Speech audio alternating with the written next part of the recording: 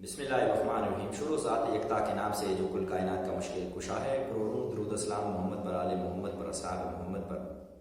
میں ثاقب اور سدوزئی، پڑوسی کا حق اور ریاست کی حکمت۔ افغانستان سے تعلقات جذبات نہیں، فراست کی ضرورت ہے۔ ناظرین، ہم سب یہ بات مانتے ہیں اور یہ سمجھتے ہیں کہ پڑوسی بدلے نہیں جا سکتے۔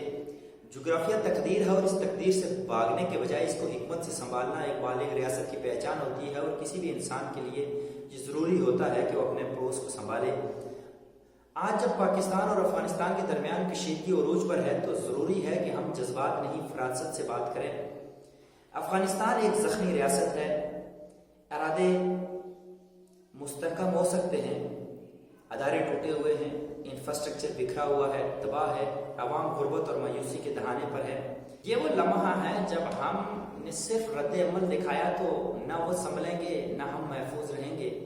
تاریخ گواہ ہے کہ جب ہم نے ہمدردی کے ساتھ قیادت کی، ہم نے دشمنوں کو بھی دوست بنایا، اور جب ہم نے جذبات سے فیصلے کیے تو ہم نے خود بھی اپنے زخم گہرے کھائے۔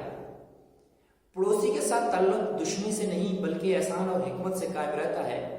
اگر کوئی فضول پڑوسی بھی ہو، کوئی انتشاری پڑوسی ہو، کوئی قابل نفرت پڑوسی ہو، تو بھی اپنے وقار کے لیے، اپنی عزت کے لیے، اپنی قوم کی غیرت کے لیے ہم درگزر اور فہم کا رویہ اپناتے ہیں، کیونکہ پڑوسی بدلے نہیں جا سکتے۔ پڑوسیوں کے ساتھ بہتر تعلقات کے لیے قربانی دی جاتی ہے، انا کی قربانی، جذبات کی قربانی۔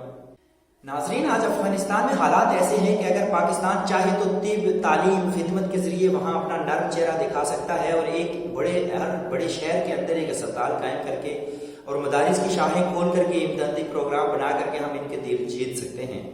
یاد رکھیں، جو دل جیتتا ہے وہی سرحد محفوظ بناتا ہے۔ ہمیں چاہیے کہ ہم اپنے علماء، مفکرین اور دینی قیادت کو سفارت محبت کا کردار دیں۔ وہی لوگ جو وہاں کے عوام کے دل میں احترام رکھتے ہیں، وہ ہماری سب سے بڑی نرم قوت ہے۔ ہمیں اپنے علماء اور سماجی قائدین کو اس کار خیر میں بروئے کار لانا چاہیے، مگر یہ عمل حکمت، شفافیت، ریاست کی اداروں کی نگرانی کے تحت ہونا چاہیے۔ آج جو حالات افغانستان اور پاکستان کے بنتے جا رہے ہیں، اس میں مفتی تقی عثمانی صاحب، مفتی عدنان کاکا خیل صاحب، مفتی مولانا پیر مظہر سعید خان، پیر مختار الدین شاہ صاحب، مولانا احمد الدیانی صاحب، مولانا حمداللہ خان، قاری حنیف جلندری صاحب، قائد جمعیت ہوں، مولانا عبدالحق ثانی صاحب ہوں، اور دیگر علماء جن کا قد افغانستان میں بھی وجود رکھتا ہے، اور وہاں جن کے عقیدت مند موجود ہیں، جن کا وہاں پر تعلق ہے، انہیں بطور سفیر ہمدردی اور رابطہ کار استعمال کیا جا سکتا ہے، خاص طور پر ایسے علاقوں میں جہاں لوگوں کو اعتماد رسمی اداروں سے کم اور مذہبی رہنماؤں سے زیادہ جڑا ہوا ہے۔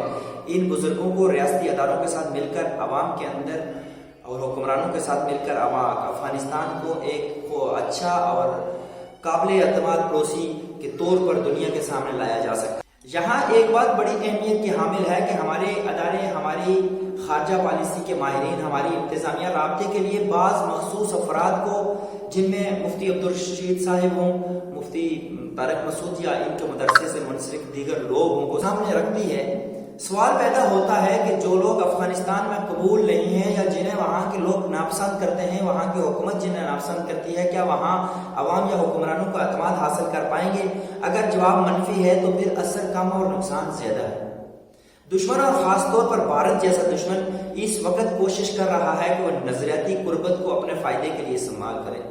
بھارت کے اندر دارالعلوم دیوبند کی وجہ سے افغانستان کی حکومتی ملاؤں کو نظریاتی تعلق وہاں سے ہے، اور افغانستان کے اندر نظریاتی اثرات ایک حقیقت ہیں جن کو ہم سب مانتے ہیں، جن کو نظر انداز نہیں کیا جا سکتا۔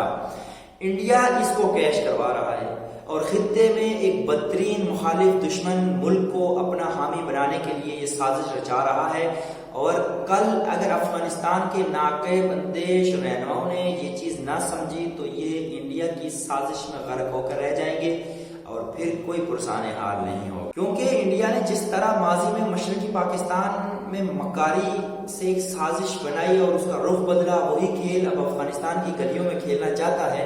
ایک اور مسلم ملک کو پاکستان کے خلاف لا کھڑا کرنا چاہتا ہے، لیکن ہمیں یاد رکھنا چاہیے کہ طاقتور وہ نہیں جو لڑے، بلکہ وہ ہے جو سمجھوتا کرے، اپنی خارجہ پالیسی کو بہتر رکھے۔ اس قوم کے ادارے، ہماری افواج، ہمارے سفارتکار سب ایک ہی سمت میں سوچتے ہیں، اس میں کوئی دوسری رائے نہیں کہ پاکستان کی عزت، سلامتی اور وقار سب سے اہم ہے۔ ہمیں صرف ان کی نیت پر نہیں، اپنی نیت پر بھی نظر رکھنی ہے۔ ہم جذبات سے فیصلہ نہ کریں، ہم علم، فہم اور جذبات، خیر سگالی اور اپنی سرحد کے اس پاک امن کے بیج بوئیں، کیونکہ جو قومیں پڑوسی کو درست طریقے سے سمجھ لیتی ہیں وہی تاریخ میں رخ بدل لیتی ہیں۔ ہمیں افغانستان سے تعلقات انتقام نہیں، انسانیت کا رویہ اپنانا ہے اور اپنی ریاستی پالیسی میں محبت، وقار اور دانش کو مقدم رکھنا ہے۔ یہی پاکستان کی اصل پہچان ہے۔ امن کی سرحد پر دشمنی نہیں، دردمندی چاہیے، تبھی ہم ترقی کر سکتے ہیں۔ اللہ میرا ریاست کا اس عوام کا حامی و ناصر ہو، دیجیے اجازت۔